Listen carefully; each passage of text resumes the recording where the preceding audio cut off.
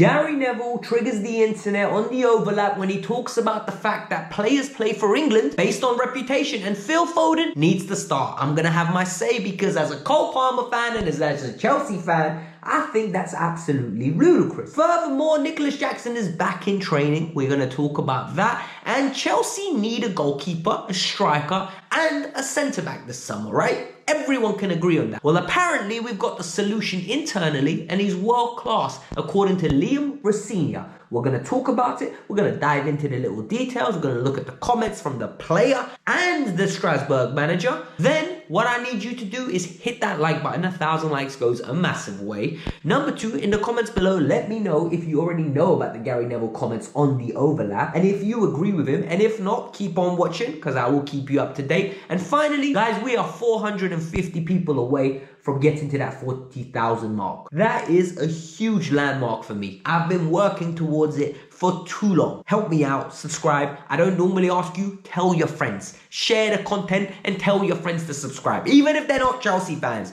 just do it. I really enjoy watching the overlap, right? I know that's not a popular thing to say. I know a lot of people don't like the content on it. I absolutely adore it. I think it's got great dynamic, it's got great chemistry, and it's basically 4 players that have played the game and actively talking about it, and everyone there has got something to say and brings their own unique skill set. And what I really like about it is they argue. They do not get along at times, and it's great television. However, Gary Neville said something today that's made the internet burn down. The internet have been panicking. The internet have been moaning. They've been saying, how dare this be the case? And what I'm going to say is, have you been living under a rock? What did he say first? Well, firstly, he said that players play based on reputation. There are certain players that are going to play for England no matter their form. Harry Kane will always start. Shearer could not score in any of the qualifications. He's going to start. And guess what? Phil Foden is one of those players. You need to find the slot for him. For me, that's ludicrous. Firstly, I agree with the fact that certain players are going to play. I'm just going to give you an example, right? If Neymar's fit, Neymar starts for Brazil. If Messi's fit, Messi starts for Argentina. And if Ronaldo, even at age 40, is fit, we are seeing he starts for Portugal. However, the key here is not the idea, it's the who. Foden is not of that level. I actually believe Phil Foden has regressed as a player in recent years. I think he has become complacent. I think he hasn't developed. And what I also think is being in that Manchester City environment where he only gets praise and no discredit when things are going badly because De Bruyne is there, Haaland's there, but Bernie's there. Other people are there to take the blame when things go wrong, has made him soft. It has not exposed him to the criticism of when you're the main guy. He goes away to England, and all of a sudden, all those criticisms come one way, and he hasn't reacted since. Why do I say he's not that guy? England are actually very blessed with 3 players behind Harry Kane, right? They can definitely, without a doubt, have Jude Bellingham in the 10. I wouldn't play Jude Bellingham in the 10, but Tuchel will. And so does Ancelotti, and so do many other managers. They believe he is a phenomenal 10, and they're going to continue with this player. For me, I would have him right next to Rice, and Bellingham better be doing that box-to-box role. He better do the box crashing, he better do the defensive work. He is a great number 8 in the making. But for some reason, people want to portray him as the 10. The next thing is, we've got Cole Palmer. Cole Palmer and Bukayo Saka are levels above Phil Foden and Mbappe. Genuinely levels. Both are consistently getting numbers. Both are displaying consistency of a level which some would argue could be world class. Some would say there needs to be more. I think Bukayo Saka already has achieved world-class status. That's how good he is. I think Cole Palmer is close to achieving it. The only thing that's missing is I need him to go into that Champions League and hit the ground running there as well. But on international level, both players are proven. Cole Palmer, scoring goals, getting assists, coming on in the final, getting a goal. When his team needed him, he was there. The same with Bukayo Saka. How many tournaments has Saka went to and proved this point? Bellingham as well. How many tournaments has he gone to and proven it? For me, the other player that is never spoken about when we do these conversations is Anthony Gordon. I think Anthony Gordon is criminally underrated. And on that left wing, his directness, his ability to make runs in behind is really going to benefit Harry Kane. The older Harry Kane gets, and the fact that he loves to tuck in and almost be like a second striker, but at the same time can hold width and take his man on and put crosses in, I think that's a great asset to have. Foden, for me, is going to struggle to get minutes under Tuchel. We all know Tuchel has no problem leaving players out. Genuinely, Foden is in serious trouble, and I totally disagree with Gary Neville on the overlap.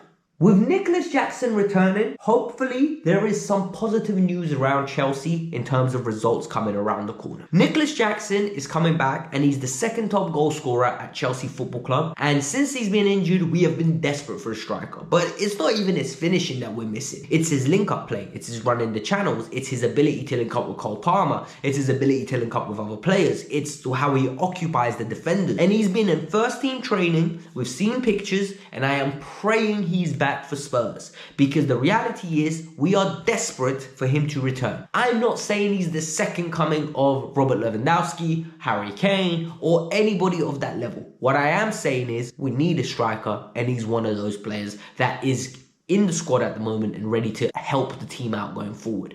What I also need to see, Chelsea admin, those of you, clip this, send this to the admin. Can we please, por favor, pajausta, yeah? Can you please, s'il vous plaît, help us out? I need a picture of Cole Palmer in training and Noni Madueke. I genuinely need some more players in the squad that are going to be playing a pivotal role in the last 9 games in training pictures. Why? Because I need reassurance that these players are going to be back for the run-in. If they're not, I'm panicking. I'm absolutely panicking. Because what I believe is we've got 9 games.